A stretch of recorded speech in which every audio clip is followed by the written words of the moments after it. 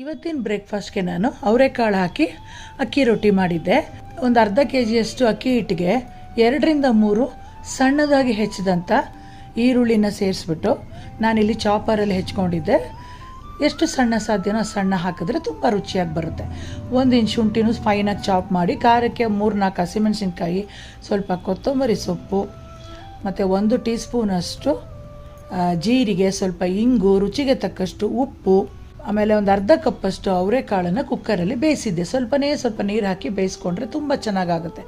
ಆ ಬೆಂದಂಥ ಅವರೆಕಾಳನ್ನು ಸೇರಿಸಿ, ಫ್ರೆಶ್ಶಾಗಿ ತುರಿದಂಥ ಕಾಯಿ ತುರಿನೂ ಸ್ವಲ್ಪ ಸೇರಿಸಿ, ನೀರು ಎಷ್ಟು ಬೇಕೋ ಅಷ್ಟು ಹಾಕ್ಕೊಂಡು ಗಟ್ಟಿಯಾಗಿ ರೊಟ್ಟಿ ಹಿಟ್ಟನ್ನು ಕಲಿಸ್ಕೋಬೇಕು. ರೊಟ್ಟಿ ಹಿಟ್ಟು ಕಲಿಸಿದಾದ್ಮೇಲೆ ಅದಕ್ಕೆ ನೆಂಚ್ಕೊಳ್ಳೋಕ್ಕೆ ಬೇಸಿಕ್ ಹುರ್ಗಡ್ಲೆ ಚಟ್ನಿ, ಸ್ವಲ್ಪ ಹುರ್ಗಡ್ಲೆ ಹಾಕಿ, ಕೊತ್ತಂಬರಿ ಸೊಪ್ಪು, ಖಾರಕ್ಕೆ ಹಸಿಮೆಣಸಿನ್ಕಾಯಿ, ರುಚಿಗೆ ತಕ್ಕಷ್ಟು ಉಪ್ಪು, ಸ್ವಲ್ಪ ಕಾಯಿ ತುರಿ ಮತ್ತು ನೀರು ರುಬ್ಲಿಕ್ಕೆ ಎಷ್ಟು ಬೇಕೋ ಅಷ್ಟು ಸೇರಿಸ್ಕೊಂಡು ಆದಷ್ಟು ರೊಟ್ಟಿಗೆ ಗಟ್ಟಿಯಾಗಿದ್ದರೆ ಚಟ್ನಿ ತುಂಬ ಚೆನ್ನಾಗಿರುತ್ತೆ. ತುಂಬ ನೈಸಾಗಿ ಮಾಡ್ಕೋಬಾರ್ದು, ಸ್ವಲ್ಪ ಕೋರ್ಸಾಗಿರಲಿ ಚಟ್ನಿ.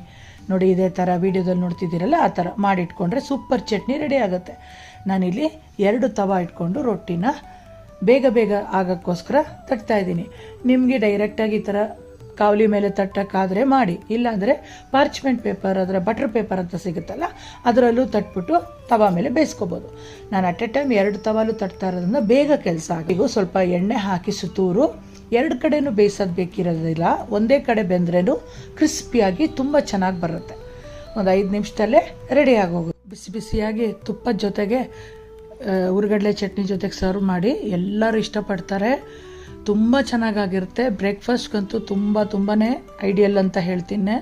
ಅವರೆಕಾಯಿ ಸೀಸನಲ್ಲಿ ಖಂಡಿತ ಟ್ರೈ ಮಾಡಿಬಿಟ್ಟು ಹೇಗೆ ಬಂತು ಅಂತ ಹೇಳಿ. ವೀಣಾ ಲಕ್ಷ್ಮೀ ನಾರಾಯಣ್ ಪೇಜನ್ನು ಆದಷ್ಟು ಫಾಲೋ ಮಾಡ್ಕೊಂಡು ನೋಡಿ.